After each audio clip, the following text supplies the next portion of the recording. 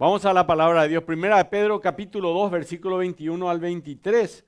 También ya comenzamos a cantar desde hoy las canciones de Navidad, ¿eh? Y, y bueno, el otro domingo vamos a seguir cantando y seguro que ya nos preparamos para la celebración de Navidad, que es una celebración que hacemos todos los años, que es maravillosa. En Primera de Pedro, capítulo 2, versículo 21 al 23, y luego hacemos la cena de fin de año y nos preparamos el año que viene. El año que viene vamos a hacer un pequeño golpe de timón sobre uno de los programas que ya veníamos trabajando, pero dejamos de lado, pero ahora vamos a volver a ellos, que es un poco el tema de Iglesia con propósito.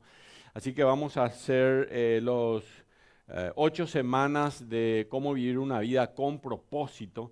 Y bueno, eso más o menos allá por el mes de marzo, ¿verdad? Y hoy tenemos algunas cosas que vamos a estar avanzando. Primera de Pedro capítulo 2, versículo 21 al 23. Voy a hacer una introducción, prepárense después para anotar, pero ahora primero en la introducción. Dice la palabra de Dios: pues para esto fuisteis llamados, fuisteis llamados, porque también Cristo padeció por nosotros, dejándonos ejemplo para que sigáis sus pisadas, el cual no hizo pecado ni se halló engaño en su boca, quien cuando le maldecían no respondía con maldición, y cuando padecía no amenazaba, sino que encomendaba la causa al que juzga justamente, ¿verdad? Tienen que haber pasado alguna vez por algún momento en el cual sintieron esa persecución, alguien que le haya dicho algo, ¿verdad? Cuando la iglesia del centro se mudó ya a este lugar, hace más o menos 20 años atrás, 22, 23 años, la iglesia del centro tiene 34 años, hace 22, 24 años nos mudamos acá. Lo primero que los vecinos hicieron fue tirarnos huevos, piedras y naranjas, ¿verdad? Ya sentíamos la persecución, ¿verdad? Y eso era una cosa así. Luego nos corrían, hicieron una denuncia porque decíamos que poníamos la batería por su dormitorio, ¿verdad? Y que ahí le tocábamos a propósito, ¿verdad? También otro vecino a este lado nos tiró agua cuando estábamos en la cancha haciendo una reunión, comenzó a tirarnos agua. Esa persecución lo sentíamos en carne propia. Y también en algún momento habremos sentido esa persecución en el trabajo. Por ejemplo, cuando acepto a Cristo como mi Salvador personal, yo trabajaba en el Ministerio de Relaciones Exteriores, pero estaba en la Presidencia de la República y era objeto de burlas todo el tiempo. En mi colegio también era objeto de burlas todo el tiempo, ¿verdad? Es como una persecución que te dice, bueno, a ver esto, aquello, y ellos hablaban entre ellos y se reían de mí, ¿verdad?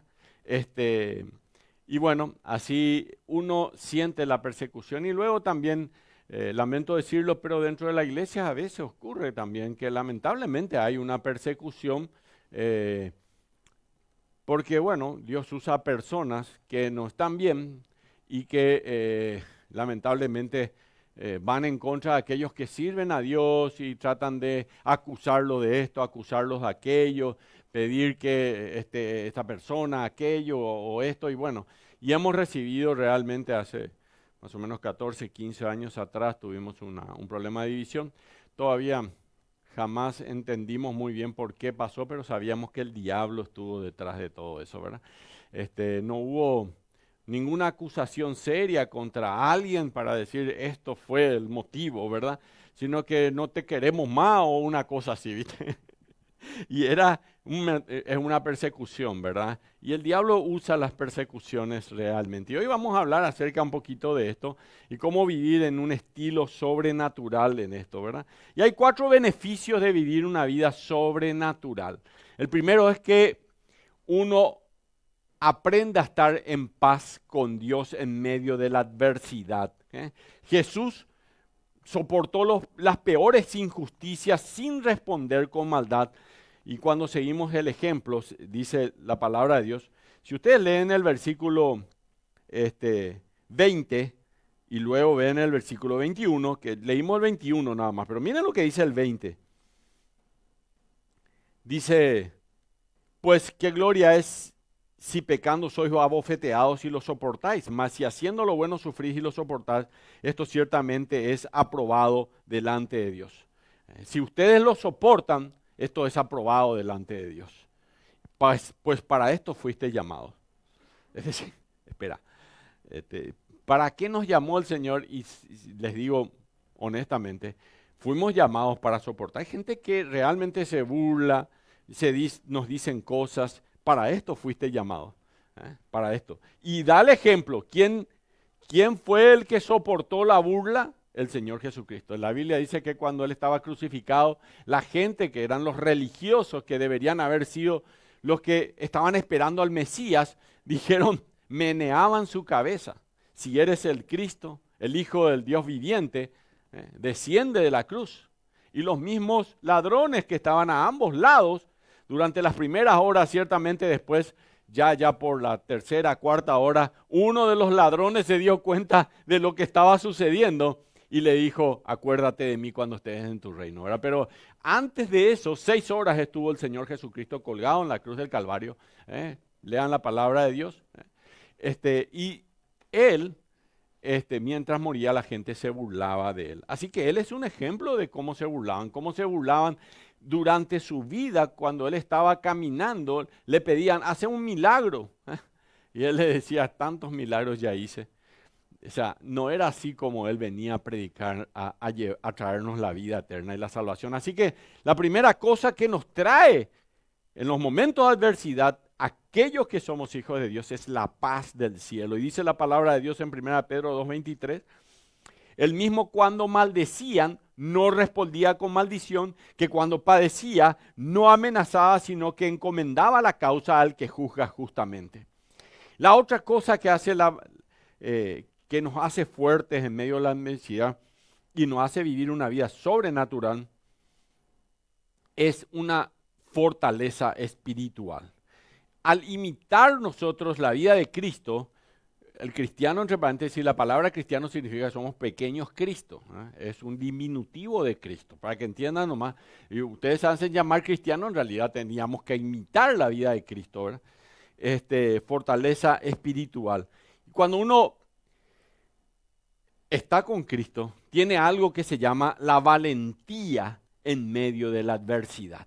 Y Él fue un ejemplo de valentía en medio de la adversidad. Y Filipenses 4:13 dice, todo lo puedo en Cristo que me fortalece. La tercera cosa que encontramos como beneficio de vivir una vida sobrenatural en medio de los problemas que tenemos es un testimonio poderoso. Es que al imitar a Cristo somos fortalecidos para tener resistencia, pruebas y ante las tentaciones. Y Él nos ayuda a que podamos ser un testimonio para quienes nos rodean. Dice la palabra de Dios en Mateo 5:16, dejad que vuestra luz brille delante de los hombres, para que vean vuestras buenas obras y glorifiquen a vuestro Padre que está en los cielos. Miren, cuando ellos ven que nosotros hacemos cosas buenas, y eso es no solo los domingos, porque algunos de los domingos son todos santitos. Cuando entran acá, brilla la aureola ahí. Nos falta aquí un lente para aureola, a ver nomás, y ya vemos que todos son santitos. Después salen de acá y ya. Se van a la cancha y fuimos, ¿verdad? No hablamos de fútbol porque se pueden enojar algunos y otros estar felices, bueno, ya sabemos. El cuarto lugar, primero es la paz en medio de la adversidad. Segundo es la fortaleza espiritual. El tercero es un testimonio poderoso. Y en cuarto lugar es la intimidad con Dios. Dice la palabra de Dios, encomienda a Jehová tu camino. Cuando tenés adversidad, encomienda a Jehová tu camino, confía en Él y Él hará. Depender de Dios en los momentos difíciles también hizo el Señor Jesucristo. ¿Se acuerdan una de las palabras de Jesús en la cruz? Padre, en tus manos encomiendo mi espíritu. Y cuando las cosas arrecian, decir lo mismo que dijo el Señor Jesucristo. Padre, en tus manos encomiendo mi espíritu. Y encomienda a Jehová tu camino, confía en Él y Él hará. Amén. Así que eso tienen que ser características de aquellos. Y la verdadera grandeza, queridos, no está en evitar el sufrimiento, sino enfrentarlo con la gracia de Dios. Cuando seguimos los pasos de Cristo, porque Él dijo, yo dejé ejemplo para que sean mis pisadas. Cuando seguimos, nuestras vidas reflejan su poder. Y para tener eso, necesitamos tener ese impacto eterno en la vida. Miren, vivir una vida sobrenatural no es simplemente un ideal, sino es una serie de acciones que reflejan el carácter de nuestro Señor. Y cada paso que damos en obediencia y fe tienen un impacto eterno en la vida de otras personas. Para eso, lo primero que tengo que hacer para vivir una vida sobrenatural es decir al Señor que murió en la cruz por vos y por mí, que venga a mi corazón. Es decirle al Señor, yo te necesito. Si yo no necesito un Salvador, ¿para qué acepto a Cristo como mi Salvador? Si yo puedo irme al cielo por mis propias buenas obras y no necesito de Él, ¿para qué vino Jesús a morir? Si yo me puedo salvar solo. Si yo podría, digamos, hacer todas mis buenas obras como para llegar al cielo, entonces ¿para qué Jesús derramó su sangre? ¿Para qué sufre? ¿Para qué hizo eso? Es porque nosotros en nuestra miseria humana, a causa de nuestros pecados, y la Biblia dice en Apocalipsis capítulo 21 que ninguna cosa pecaminosa va a llegar a los cielos, entonces necesitábamos de un Salvador.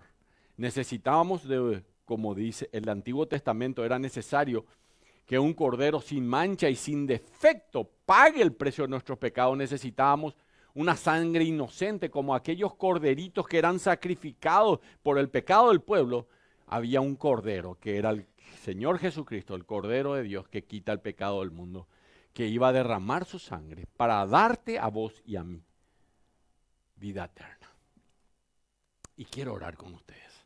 Quiero cerrar los ojos y quiero que hoy en tu corazón le digas a Cristo, quiero que tú seas mi Salvador. Decirle allí en tu corazón,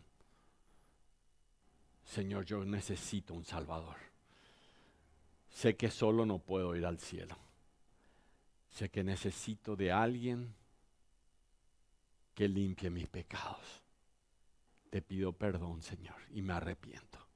Y abro mi vida para que Cristo sea mi Señor y mi Salvador, y lo recibo en mi corazón. En el nombre de Jesús. Amén. Y el Señor Jesucristo dice que el que a mí viene, no le echo fuera. Él mismo dijo, venid todos los que estáis trabajados y cansados, yo os haré descansar. Así que Él nos da la paz en medio de las dificultades. Ahora, ¿cuál es nuestra reacción ante las situaciones buenas o las malas que se presentan todos los días de nuestras vidas? Un pastor muy conocido, por lo menos conocido por mí, porque tengo varios libros escritos por él, que se llama Warren Wiersbe, todavía vive. En uno de sus libros escribió que todos los creyentes, que todos los cristianos vivimos en un momento dado en 3 niveles posibles. Y anoté eso, me pareció muy interesante. Y presten atención cómo él clasifica a los cristianos. El primer nivel lo llamó el nivel satánico. Voy a decir, no, pero los cristianos no vivimos en ese nivel. Pero miren que voy a decirles cómo él lo clasificó primero.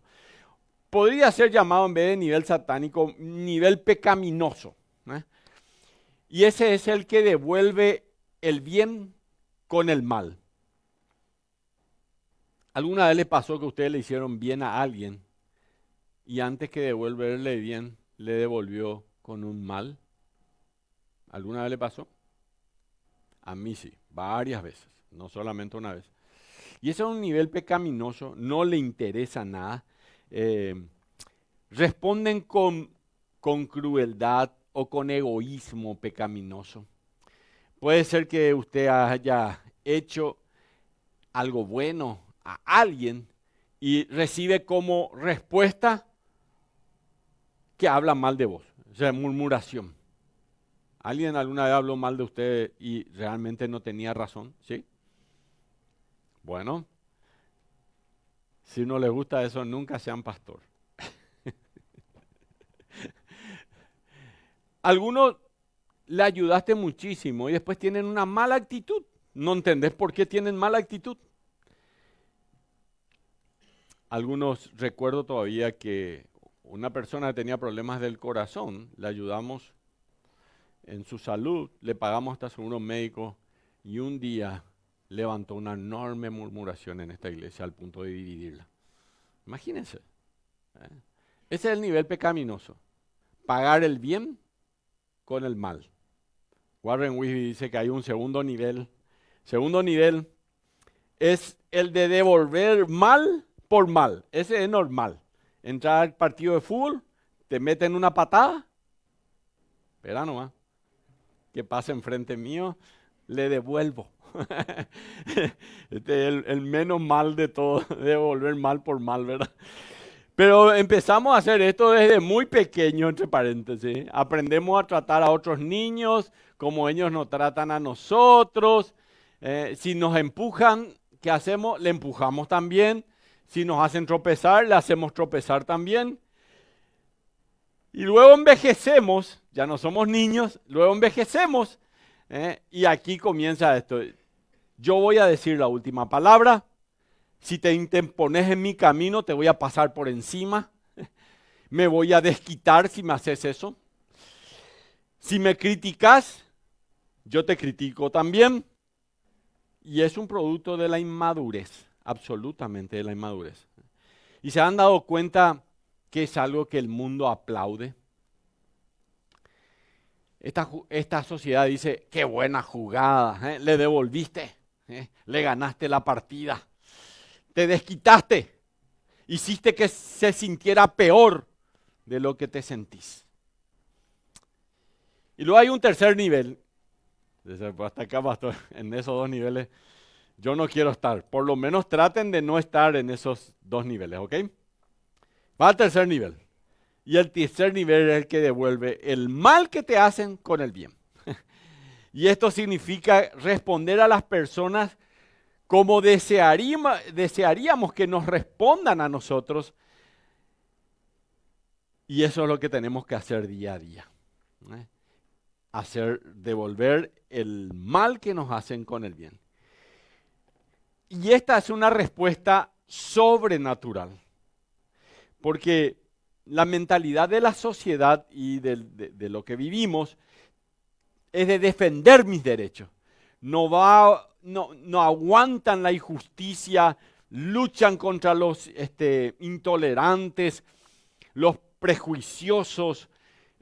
Cuando te tratan deslealmente, no queremos nosotros tratarle bien. Y cuando alguien busca pasarte por encima, cuando cruza la línea o se entromete delante tuyo, es mejor dejarlo de lado, porque tengo cuidado. Pero no es devolver el mal con el bien. No es el devolver el mal con el bien. Y esta es la actitud que el creyente tiene que tener.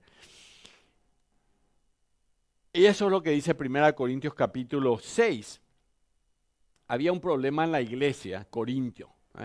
Muchos problemas tenía la iglesia de Corinto. Comenzar a hablar de la iglesia de Corinto nos va a llevar toda la mañana. Pero tenía muchos problemas. Pero uno de los problemas era que había sido que unos hermanos, por decirte fulana o fulano, le prestó plata a Mengano y no le devolvió la plata. Entre paréntesis, no se presten plata porque no me gusta que acá venga, yo me siento a aquel lado y a aquel lado se sienta el que me debe. Y cuando tengo oportunidad, ya le digo, ¿verdad?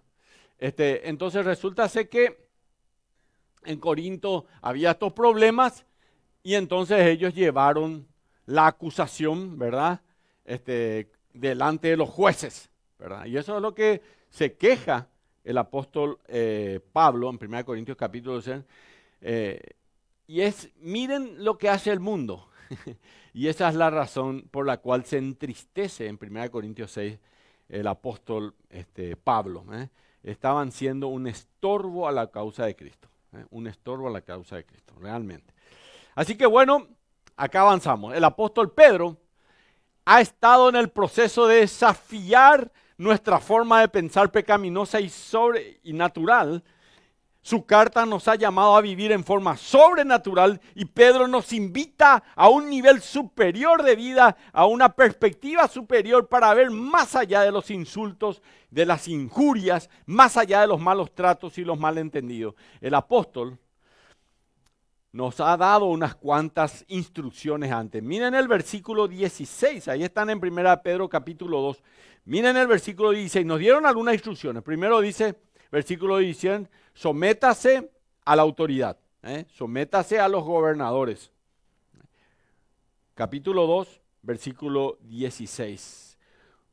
Como libres, pero no como los que tienen la libertad como pretexto para hacer lo malo, sino como siervos de Dios. Honrad a todos, temed a Dios, honrad al rey. Hay que someterse, eso es lo primero. Honrar a ti, someterse al gobierno, someterse al presidente en este caso. Y el versículo 18 y 19 y 20 nos habla de someternos a los amos terrenales. También esto nos... Miren, si nosotros tenemos una actitud de rebeldía, no nos estamos haciendo realmente lo que Dios quiere. Porque Dios no ama a la gente que tiene esa actitud de rebeldía.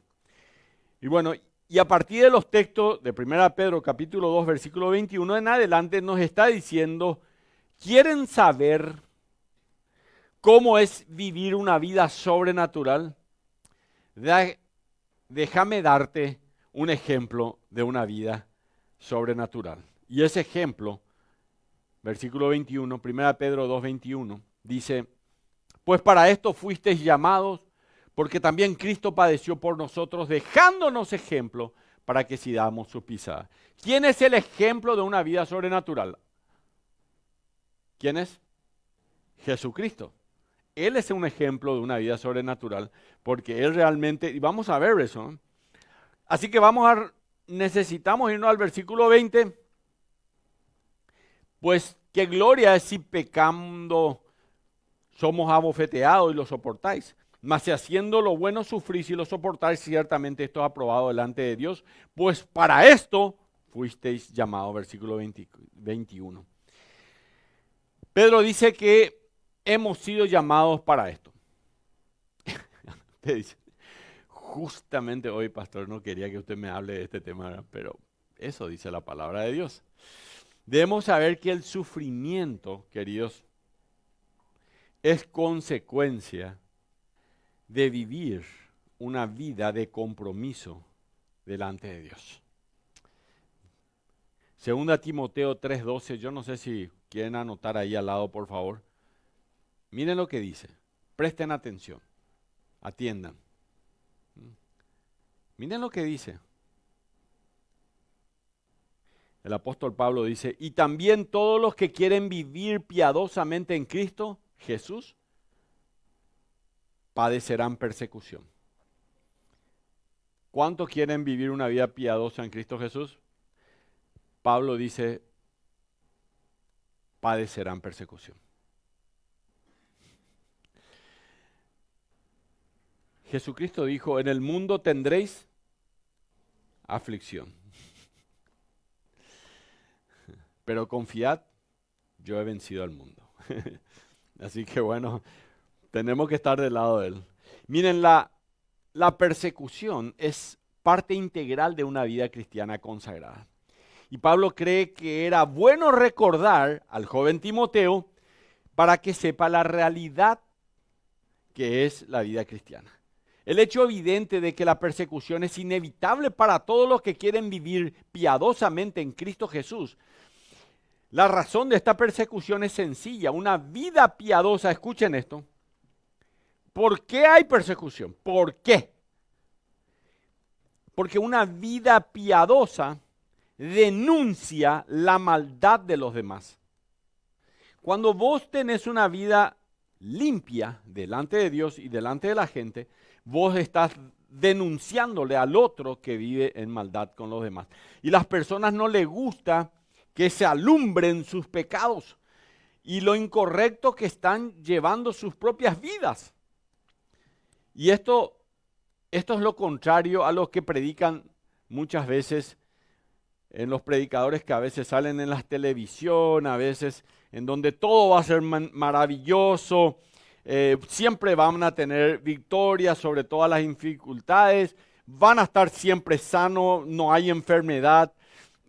Así que empiecen a tener pensamientos brillantes y positivos, porque Dios va a bendecir cada pensamiento feliz con cosas felices y cosas como esa que le gustaría que yo diga, pero no dice la Biblia y no sé cómo quitar de dónde, ¿verdad? Mentira, mentira. En el mundo tendréis aflicción, dijo el Señor Jesucristo. Pedro dice, habrá persecución. Así que basta con leer el Nuevo Testamento para ver que Dios no te llama a una vida de comodidad. ¿Escuchaste? Dios no te llama a una vida de comodidad. Él nos llamó a la cruz. El Señor Jesús preguntó alguna vez, ¿quieren ser mi discípulo? Mateo capítulo 16, versículo 24. ¿Qué dijo él? Para ser su discípulo, ¿qué tenemos que hacer? Toma mi cruz. Y la cruz es un símbolo de muerte. Él dijo, si alguno quiere venir en pos de mí, si alguno se quiere hacer mi discípulo, tome mi cruz. Pero no fue solamente eso. Él también dijo, ¿querés venir en pos de mí? Prepárate para correr la carrera. Hebreos capítulo 12, versículo 1, dice, las carreras entre paréntesis tienen obstáculos y vas a tener que sortear los obstáculos. Si alguno quiere venir en pos de mí, van a tener que correr la carrera. Y vas a tener que correr. Y vas a tener que hacer una carrera de obstáculos. Y vas a tener que seguir adelante. Y basta con leer entonces el Nuevo Testamento y te vas a dar cuenta de eso. Hebreos 12:1 dice, teniendo en derredor nuestro, por tanto, teniendo en derredor nuestro una gran nube de testigos, despojémonos de todo peso y del pecado que nos asedia y corramos con paciencia la carrera que tenemos por delante, puestos los ojos en Jesús, el autor y consumador de nuestra fe. Miren, un escritor cristiano dijo, en esos momentos injustos, cuando pasamos todos momentos de injusticia, descubrimos lo que realmente adoramos, lo que realmente buscamos y lo que realmente deseamos. O una vida cómoda o una vida en Cristo. Porque algunos por una vida cómoda prefieren, vamos a ir a una iglesia donde sea más cómodo, ¿verdad? Acá no me gusta tanto esta comodidad. Pero si realmente seguimos a Cristo, vamos a tener que entender que muchas veces no todo va a ser cómodo en la iglesia de Dios. Amén. Entiendan eso. Así que el apóstol Pablo ha estado en ese proceso de desafiarnos. Y él nos pregunta, ¿quieren vivir una vida sobrenatural? Debemos saber que una vida sobrenatural no es solo felicidad, también es una vida sobrenatural de sufrimiento. Pedro nos dará el mayor ejemplo a seguir y vamos a ver rápidamente cuál es ese ejemplo, el modelo de sufrimiento. Ahí vamos. Y el modelo de sufrimiento está en 1 Pedro 2, 21 al 23. Ahora Pedro pone el ejemplo supremo delante de sus lectores. Observemos el versículo 21 donde dice, porque también Cristo es el ejemplo. Padeció por nosotros dejándonos ejemplo. ¿Qué hizo Cristo de malo para que lo crucifiquen? ¿Qué hizo Cristo de malo para que lo golpeen, para que lo abofeteen? Nada. Pero Él fue el ejemplo realmente. En otras palabras, Cristo nos dejó el ejemplo de cómo sufrir, de cómo vivir en un nivel genuinamente sobrenatural. Él es el ejemplo. Por eso al inicio le decía, señores, en los momentos difíciles, nosotros ahí vemos la intimidad con Dios. En los momentos difíciles, ahí vemos la paz de Dios que sobrepasa todo entendimiento. En los momentos difíciles, ahí nosotros vemos qué tan firmes estamos en el Señor y en su palabra. Y ese es el momento realmente. Aquí la palabra traducida ejemplo está repleta, digamos, de significado, de implicaciones. Y esta es la única vez que se usa la palabra en el Nuevo Testamento y literalmente significa copiar por imitación. Copiar por imitación, eso es ser el ejemplo. En los primeros siglos y hasta el día de hoy, a los niños se les enseñaba a escribir trazando letras, y hagan igual, trazando letras, dibujando líneas que conectaban puntos que al terminar formaban letras. Y luego, en la medida que los niños avanzaban, tenían que aprender a copiar letras y oraciones completas después de leerlas. Así aprendían a escribir. Así aprendían a escribir. Todos aprendimos a escribir así entre paréntesis, ¿verdad? ¿O no? ¿Cierto? Todos aprendimos a escribir de esa manera. Y Pedro está diciendo acá, recuerda cómo aprendiste a escribir. Bueno, Jesús le va a mostrar a reaccionar cómo reaccionó él ante el sufrimiento. Y el ejemplo de Cristo está puesto para considerar cuando se está en medio de un sufrimiento, sobre todo injusto. Ese es el modelo. En medio de la aflicción, no claudicar de nuestra fidelidad a Cristo, nuestra fidelidad a Dios, nuestra fidelidad al Salvador, al Señor. Y el apóstol Pablo llama a los que sufren a prestar atención a aquel que no solo sufrió, sino que lo hizo por los pecadores. Si hay alguien, ¿verdad?, que debería ser el contrario de un Dios santo, es el pecador. Pero él, el Señor Jesucristo, sufre por los pecadores. No tenían derecho para nada. Dice la Biblia en Eclesiastés capítulo 7, versículo 14. En el día del bien, goza el bien. ¿Escuchaste? Eclesiastés 7, 14, anoten ahí al lado. En el día del bien, ¿qué haces? Goza el bien. Y en el día de la adversidad, considera. Dios hizo tanto el día del bien y el día de la adversidad, lo uno como el otro, a fin de que el hombre nada halle después de él. El ordenar nuestras vidas, Dios ha visto propicio permitir épocas de prosperidad y también épocas de adversidad. No se olviden de esto. Y esto es lo que la Biblia enseña, y esto es y es muy distinto a lo que se predica a veces cuando escucharon hablar del evangelio de la prosperidad, ¿verdad? Dios nos dice que va a haber sufrimientos en la vida del cristiano.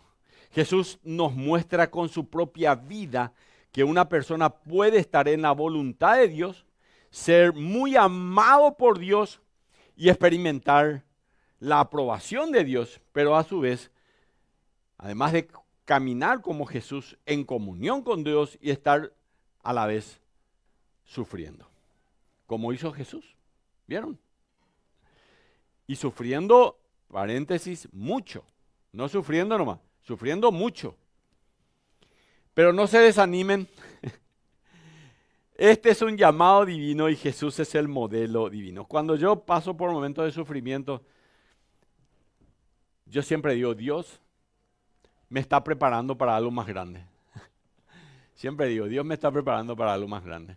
Me está templando para que esté en algo que Él quiere que yo haga y me está preparando para algo más grande. Y cada vez que Dios te hace pasar por momentos de sufrimiento, sobre todo si tiene que ver con la fe, Dios te está preparando para algo más grande. Y bueno, y el versículo 25 dice que es para que sigamos sus pisadas. Algunos quieren seguir las pisadas del Señor, pero sobre todo la de los milagros del Señor. Pero no la de la cruz. Esas pisadas no. Jesús dejó las marcas de sus pisadas para que sigamos sus pisadas. Y Jesús es la muestra que debemos asumir. Mira lo que dice Hebreos 12:3.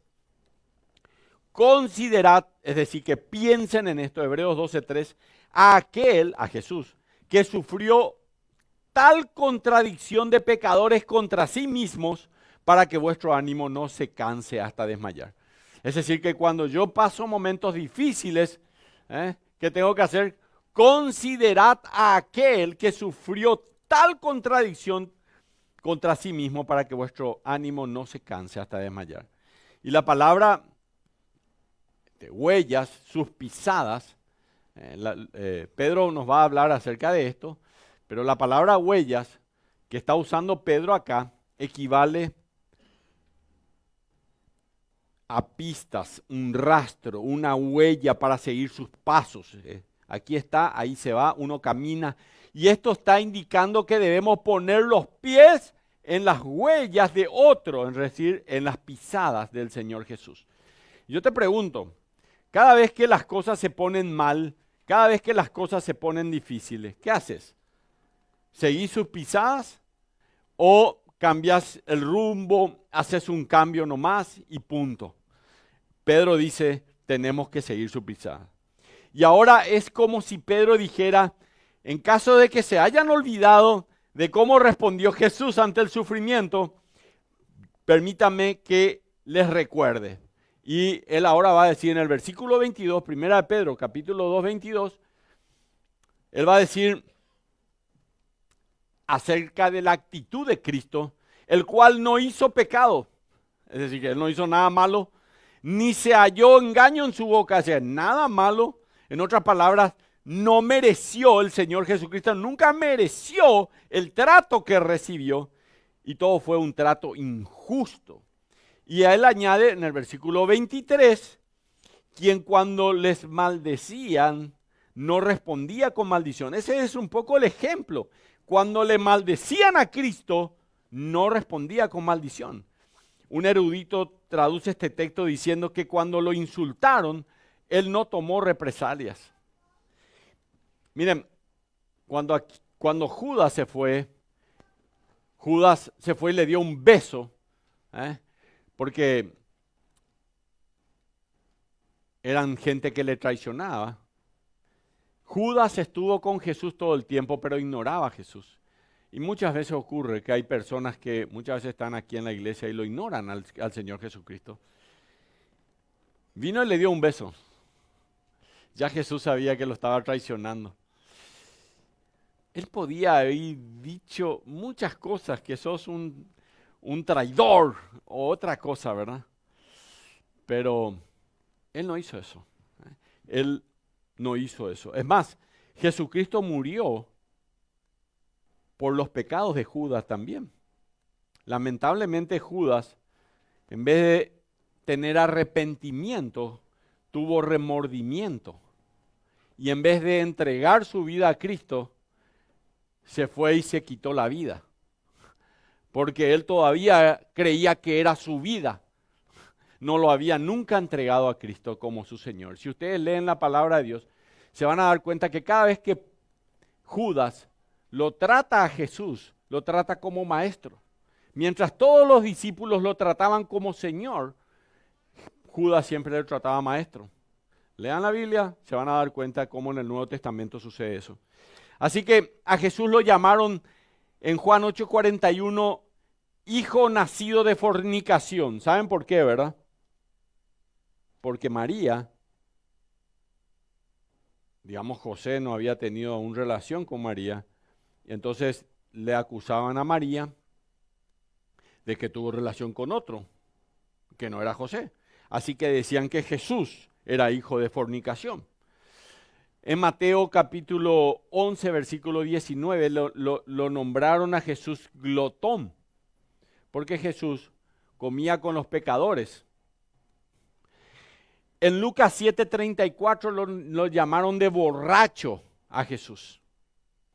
En Juan 8:48 lo llamaron, le dijeron que él echaba demonios por Belcebú. Es decir, que estaba poseído por demonios. En Marcos 3:22 le dijeron que él estaba en una alianza secreta con el diablo. En Lucas 23:2 que él era un estafador, un evasor de impuestos y un falso maestro. Al Señor Jesucristo lo acusaron todo el tiempo. Y Pedro usa esta forma gramatical para informarnos que las acusaciones, las burlas, los insultos eran una acción continua en la vida de Jesús. Jesús fue el ejemplo máximo cuando te tratan injustamente. Es como si Pedro estuviera preguntándose a sus lectores, a vos y a mí, ¿qué tan injusto es el trato que estás recibiendo? ¿Qué tan profundos son tus heridas y qué grandes son los insultos que soportas? No se olviden de Jesucristo. No se olviden de que Él sufrió dolor, Él experimentó debilidades y Él también sintió profundamente. Él experimentó un juicio fraudulento, un juicio lleno de mentiras, con testigos pagados. Imagínense irte al tribunal en donde ya los jueces habían determinado que Él muera. A la noche no se convocaba al tribunal a la noche. A Jesús lo llevaron al tribunal delante del sumo sacerdote, allí en la casa del suegro de Caifás, del sumo sacerdote, y allí lo juzgaron entre los amigos, porque no estaban los 70 del Sanedrín, sino algunos que eran los amigos para juzgarlo. Imaginen que te vas a un juicio así y que los que van a ser tus jueces o los que te van a defender deberían defender a alguien, te escupan, te golpeen, te abofeten. ¿Se irían ustedes a un juicio de esa manera? A ustedes no entra en la cabeza que algo así pueda suceder. Y eso pasaba con el Señor Jesucristo. Todo eso pasaba en el momento en que el Señor Jesucristo iba a ser. Imagínense que era tan injusto esto que los sacerdotes y el Sanedrín, que son los 70 hombres fuertes que tenía Israel, Jerusalén, tenían que tener por lo menos un día de ayuno para determinar la muerte de una persona. ¿Y saben por qué ayunaban?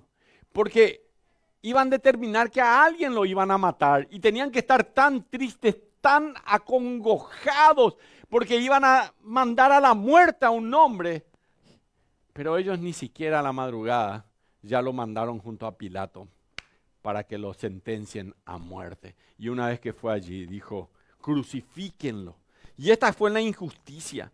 Es realmente, dice el Mateo 26, que lo escupían en la cara y lo abofetearon.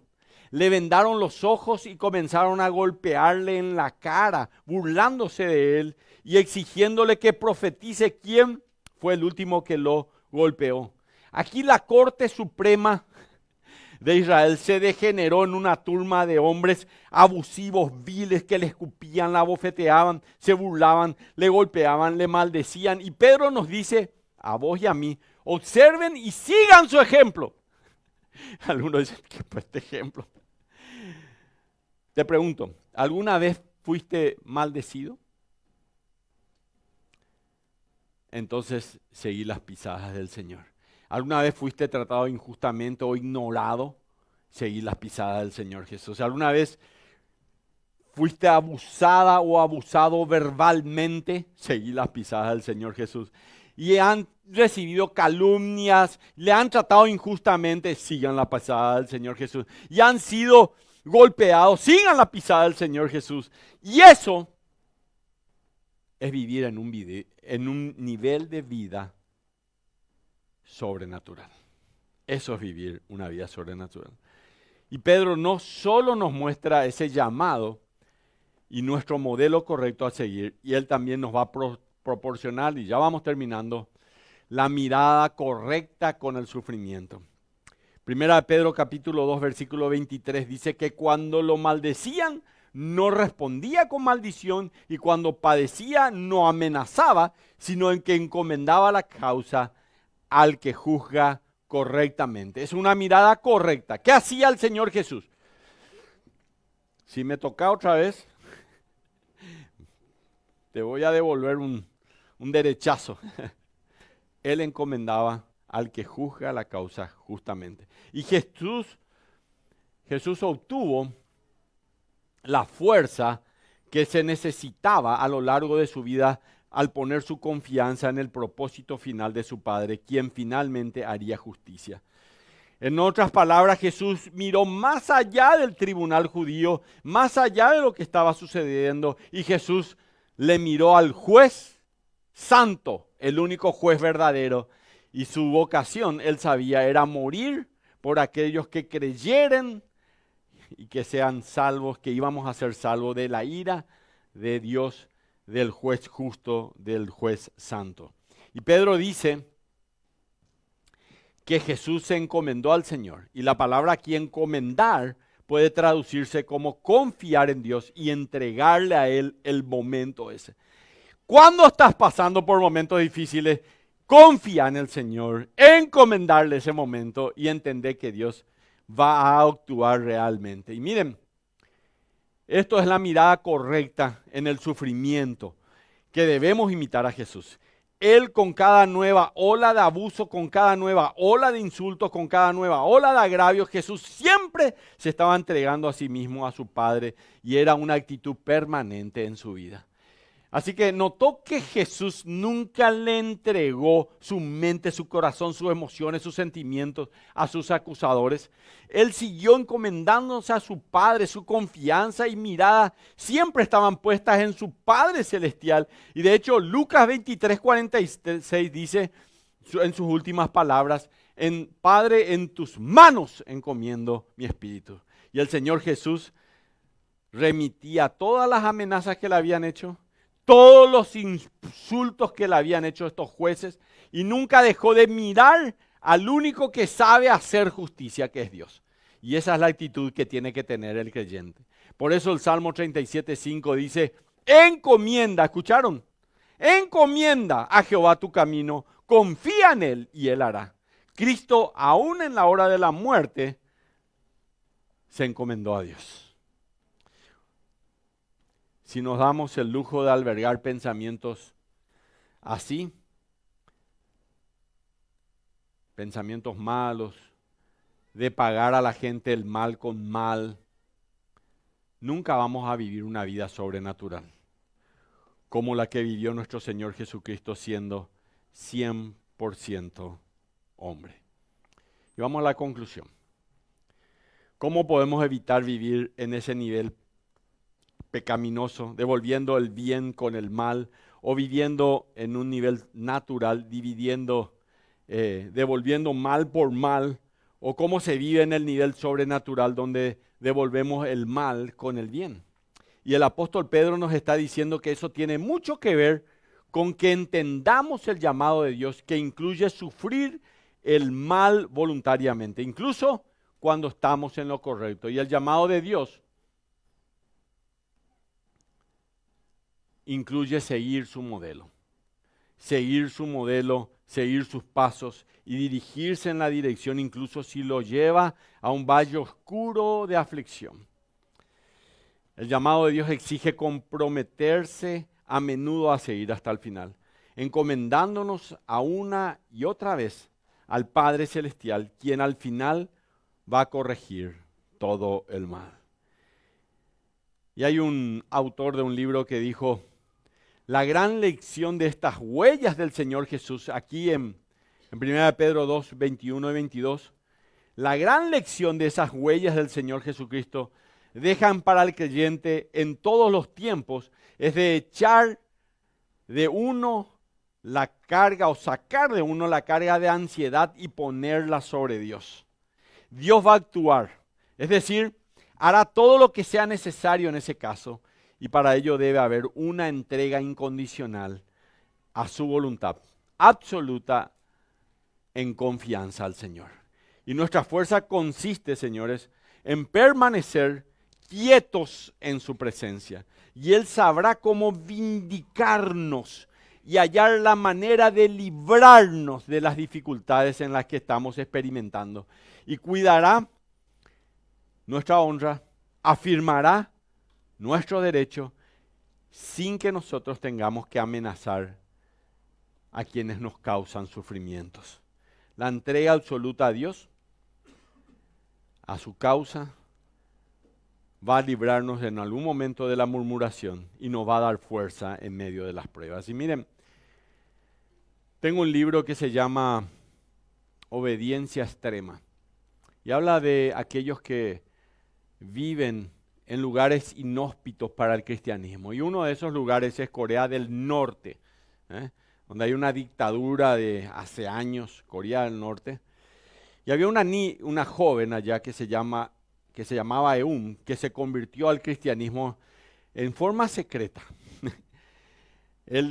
Ella en un momento dado descubre su fe y las autoridades le arrestan y la torturan brutalmente, intentando forzarla a ella a renunciar a Cristo. Acá no ocurre eso, señores, nadie a nosotros nos va a decir eso. Pero ella, a pesar del dolor extremo, Eun, se negó a negar a su Salvador. Y durante su encarcelamiento, compartía la palabra de Dios con otros prisioneros, transformando la vida en medio de la oscuridad. Cuando la llevaron a la ejecución pública, le llevaron para matarla de un tiro, su ejemplo inspiró a muchos a perseverar en la fe, sabiendo que su sufrimiento no era vano. Y yo encontré 4 características de aquellos que sufren, pero que están viviendo encima del nivel de la mediocridad, encima de ese nivel sobrenatural. Primero, la firmeza en la fe. La segunda cosa que tienen aquellos que viven en medio de los sufrimientos es la paz interior. La tercera cosa es que tienen un gozo en servir al Señor. Y la cuarta cosa es que tienen una influencia transformadora. El sufrimiento por Cristo, señoras y señores, no es en vano. La Biblia nos habla de recompensas en los cielos, galardones. Y eso tiene que fortalecer en nuestra fe, reflejando el amor que Cristo tenemos en nuestras vidas. Así que caminemos con firmeza, con paz, con gozo, sabiendo que incluso en medio del dolor, Dios está transformando nuestras vidas y las vidas de otros. Vamos a ponernos de pie para orar. A lo mejor en este momento alguien te hizo sentir como que no estás haciendo bien las cosas y te rechaza de alguna manera por venir a la iglesia capaz, o por hacer la voluntad de Dios, o por servirle al Señor. Y este es el momento de inclinar nuestros rostros, vamos a orar y decirle al Señor, gracias, porque en medio de este sufrimiento, Señor, decir así, sé, Señor, que te estoy agradando a ti. Y te ruego por esa persona, Señor, para que ella entienda, o él entienda, que te necesita a ti, Señor. Y que un día tú exhibas la justicia, como dice tu palabra, como la luz del mediodía. Gracias te damos de corazón por lo que hoy hemos aprendido. Y nuestro ejemplo es seguir las pisadas del Señor Jesús, Señor. Sé que eso puede ser duro, pero estamos dispuestos, Señor, a hacer tu voluntad. Gracias te damos de corazón, bendícenos en el nombre de Cristo Jesús.